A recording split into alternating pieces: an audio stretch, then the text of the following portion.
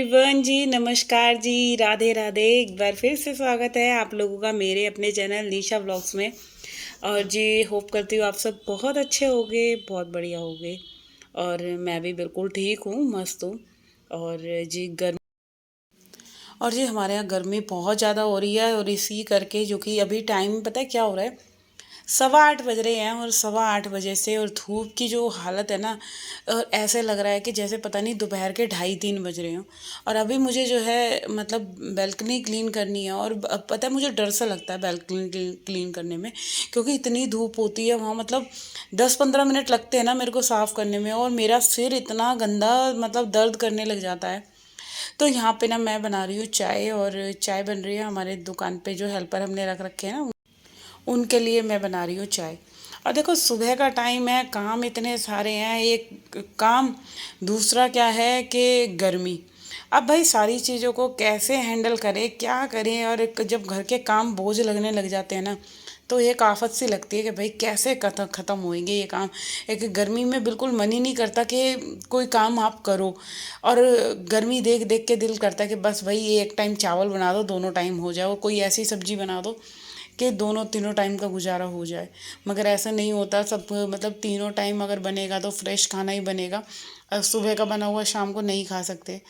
तो एक तो गर्मी है, और फिर दूसरा ये है कि इवनिंग में तो मेरा मतलब चाहे मॉर्निंग हो या इवनिंग हो, मेरा तो दोनों टाइम ही मतलब ताज़ा खाना बनता है। क्योंकि शाम को क्या होता है, मम्मी जी का हो गया, इनका हो गया, इन दोनों के लिए तो मेरे को बनाना ही बनाना पड़ता है। तो जी यहाँ पे आज मैं बनाऊंगी राजमा बनाऊंगी, बुधवार है। और रात को ही पूछ लिया था, बच्चे सोच रहे बता कह रहे थे कि मम्मी कुछ अच्छा सा ही बना लो, कुछ सही सा। और राजमा तो बच्चों के वैसे भी फेवरेट है, तो बच्चों का ही सोच के ना। और अब तो मैं वैसे भी ना गर्मी गर्मी मैंने सोच लिया है, दिन में एक टाइम तो चावल बनाऊंगी। कम से कम एक बार को रोटी बनाने का तो मतलब झंझट कम होगा। और गर्मी में तो कौन ही गैस पे खड़े हुए। तो दिन में अब मैं सोच रही हूँ, मतलब गर्मी गर्मी जब तक छुट्टी चल रही है इतने दिन में जो है अपना दाल चावल और राजमा चावल, छोले चावल, कुछ भी ऐसी चीज़ होगी ना, ये पसंद भी है बच्चों को और खुश होके खाते हैं। हरी सब्जियां तो ये खाते नहीं है कोई से भी, दोनों के दोनों। और फिर मैं बना भी लूँ ना, तो वो फिर एक तरह से मतलब मेरे लिए डबल ट्रिपल काम हो जाता है। उनके लिए अलग करो, उनके लिए अलग करो, बच्चों के लिए अलग बनाओ और हस्बैंड के लिए अलग बनाओ। तो इसीलिए ना जब से फिर मैंने यही सोचा है गर्मी गर्मी तो अब ऐसा ही कुछ बनाएंगे कि जो एक टाइम चावल लग जाए। और ना देखो हम औरतों के लिए भी आराम हो जाता है, जब हम चावल बनाते हैं तो हमारे को भी लगता है चलो भाई थोड़ी सी तो हमारे लिए एक रेस्ट मिल गया, रोटियों से छुटकारा मिल गया। तो अभी जब तक स्कूल वगैरह नहीं खुल रहे ना बच्चों के, तो मतलब अभी एक टाइम चावल बन जाएंगे। वरना क्या है कि जैसे स्कूल से आते हैं तो देखा जाता है क्या खाते हैं क्या नहीं खाते। बट अभी जो है छुट्टी छुट्टी तो यही सब चीज़ें बनेंगी मेरे यहाँ।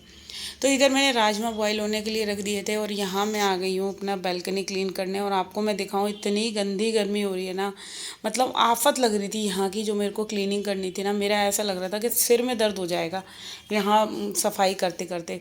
बहुत बुरा हाल हो गया था। और यहाँ पे क्या है ना, अब एक दिन भी सफाई करे बिना जो छूटता नहीं है। गर्मी में तो वैसे भी जो मौसम चल रहा है ना, हर जगह आपको, आप अगर शाम को भी सफाई करके हट रहे हो ना, तो मॉर्निंग में आपको हर जगह घर के कोने कोने में आपको धूल दिखनी ही दिखनी है। तो यही हाल हो रहा है मेरे घर का। अगर मैं घर को रात को भी अगर एक बार को सोते टाइम भी मैं सारी चीज़ें सेट करके सो रही हूँ, चाहे कपड़े फैले हुए हैं या झाड़ू भी लगा दिया किचन में, तो वैसे मेरे मतलब खाना वगैरह बनने के बाद तो एक बार पोछा लगता ही लगता है। बट उसके बाद भी क्या होता है कि सुबह जब उठती हूँ ना, तो ऐसे लगता है घर की मैंने कहीं कोई सफाई कर ही नहीं रखी। तो चलिए अभी मैं आ गई हूँ मम्मी जी के रूम में। और यहाँ की जो है कि अभी इस रूम को मैं क्लीन करती हूँ। सबसे पहले इनकी जो बेडशीट में कंबल वगैरह पड़े हैं ना, एसी चलता है तो सबको कंबल चाहिए। वैसे इतनी गर्मी हो रही है, बट जब एसी चलता है तो चद्दर से तो गुजारा होता ही नहीं है, फिर कंबल चाहिए सबको। तो यहाँ पे जो है मैं अभी जो है बेडशीट तो मैंने कल ही धोई थी इस रूम की। तो इसको बस थोड़ी सी मेरे को ठीक ठाक करनी है, और साथ के साथ डस्टिंग करके ना इस रूम को मैं क्लीन करके बंद कर दूँगी गेट। क्योंकि इसमें तो अभी कोई आने वाला भी नहीं है। ये वाला रूम ही एक ऐसा होता है, एक ये वाला रूम और एक ड्राइंग रूम। यहाँ मैं जब भी सफाई कर देती हूँ ना, फिर कोई जाता नहीं है ज़्यादातर। अब तो वैसे भी गर्मी है, तो बच्चे उस वाले रूम में ही रहते हैं, कूलर एसी वाले रूम में ही रहते हैं, उसी रूम में ही पूरा दिन लेटे रहते हैं। तो यहाँ पे मैं कर देती हूँ अभी फटाफट से जो है पूरी डस्टिंग। और कल ना कुछ क्या हुआ था कि ये ना इवनिंग के टाइम पे गेट खोल दिया था, तो सारे में जो है ना धूल धूल सी आ गई। फिर वही रहता है कि जब आपको दिख ही जाती है कि सारी तरफ धूल है, तो क्यों ना इसकी डस्टिंग कर दी।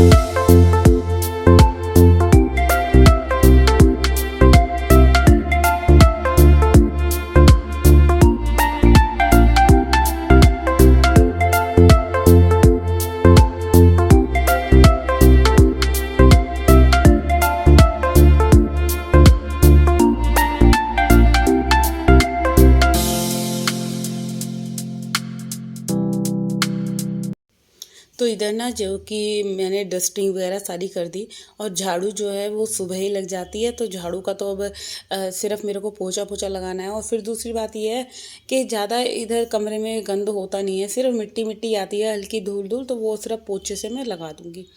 और इधर जो है मैं अभी इस वाले रूम का भी जो छज्जा है ना वो भी साफ़ कर दूँगी। अच्छा, जब से मैंने नेट लगवा लिया ना, मेरे को बहुत ज़्यादा जो है आराम मिल गया है सफाई करने में, इधर इस वाले एरिया की, इस वाले छज्जे की। वरना पहले तो क्या हो रहा था ना कि जैसे इतना इतना गंद हो जाता था कबूतरों की वजह से। अब क्या है कि एक बाल्टी पानी डालो, बिल्कुल साफ़ हो जाता है, एकदम चमक जाता है। थोड़ी सी मेरी मेहनत जो है वो कम हो गई है। अब ज़्यादा मेहनत नहीं करनी पड़ती यहाँ पे, यहाँ की क्लीनिंग करने के लिए। देखो, हर एक चीज़ के फ़ायदे होते हैं और नुकसान भी होते हैं, बट एक ही नेट लगने से नुकसान थोड़ा बहुत तो यही है बस कि हवा थोड़ी सी रुक जाती है, बट फ़ायदा बहुत ज़्यादा है। और वैसे भी मैं तो ये वाले इस वाले रूम का जो गेट होता है ना, डोर, मैं ज़्यादातर बंद ही रखती हूँ।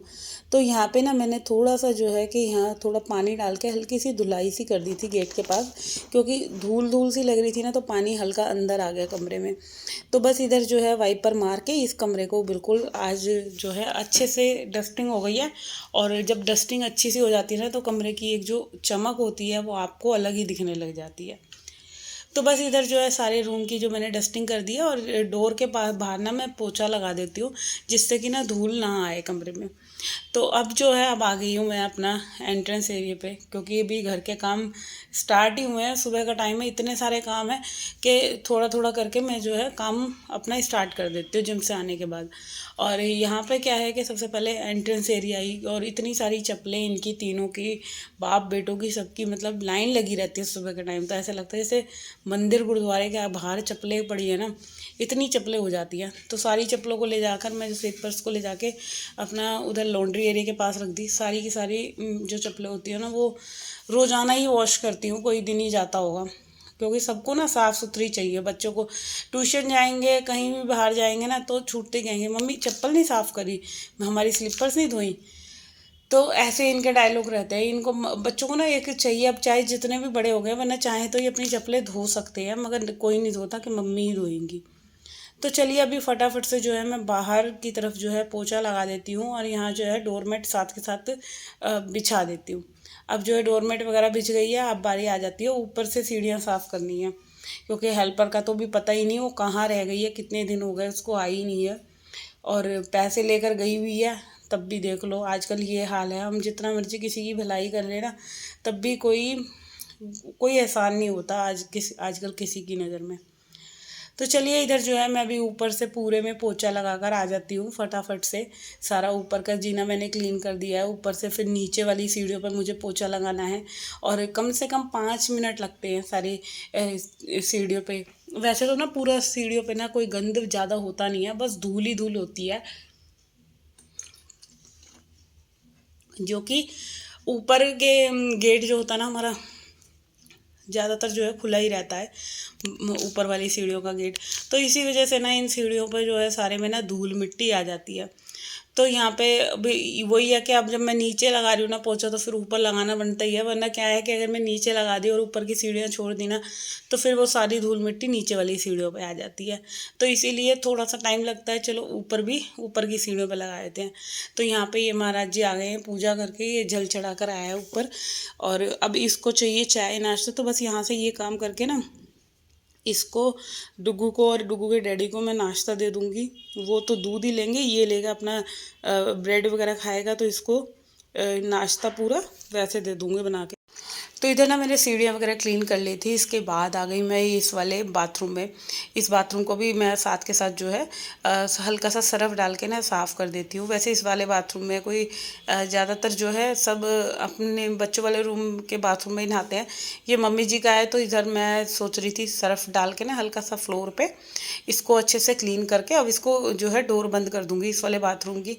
अच्छा, क्या होता है कि अब घर में चाहे जितने 3 बाथरूम हैं, तो तीनों ही कैसे न कैसे करके वो यूज़ होते हैं। फिर दूसरी बात होगी, आप जितना बड़ा घर होगा उतना ज़्यादा काम होंगे, ये चीज़ तो है ही। आप कोई सा भी घर का एरिया जो होता है ना वो नहीं छोड़ सकते जहाँ आप रह रहे हो।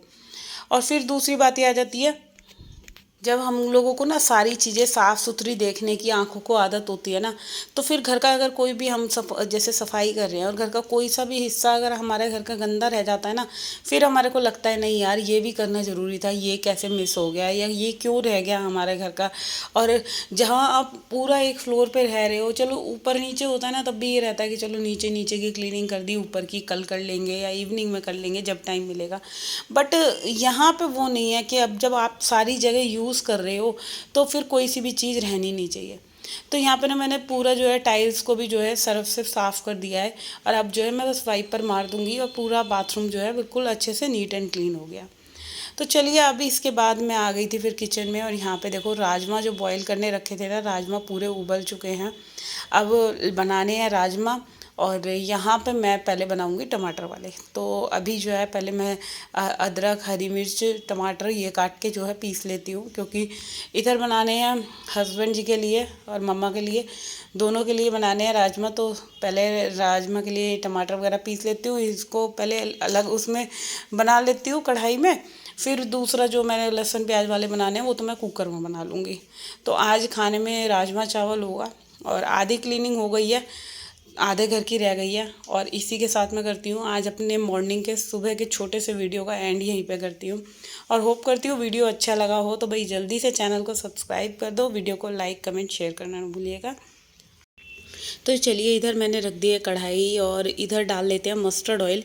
कढ़ाई में डालूँगी मस्टर्ड ऑयल, जीरा, हींग, और बस सिंपल से ही राजमा बनाने हैं। ये जो है हस्बैंड के लिए बन रहे हैं, तो वो तो लहसुन प्याज खाते नहीं हैं। अब टमाटर वाले जैसे बनते हैं तो वैसे ही सिंपल सी एक रेसिपी के साथ बना देते हैं टमाटर के साथ।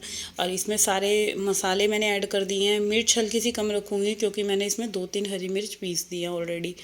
तो यहाँ पे ये मसाला भुनेगा ना, सूखा धनिया मेरा ख़त्म हो रहा था तो मैंने डिब्बे में से निकाला, जो मैंने अलग से स्टोर करके रख रखा है। सारे मसाले जो है ना बड़े डिब्बे में रखती हूँ, मसालदानी में फिर ट्रांसफ़र करती रहती हूँ। और यहाँ ना मैं थोड़ी सी फ्रेश मलाई डालूँगी, 2-3 चम्मच। और मलाई डालने के बाद थोड़े से राजमा जो है अच्छे लगते हैं, ऐसा मेरे को फ़ील होता है कि चलो मलाई वगैरह डाल के जो टमाटर प्यूरी वाले बनते हैं ना, तो थोड़ा सा चेंज आ जाता है।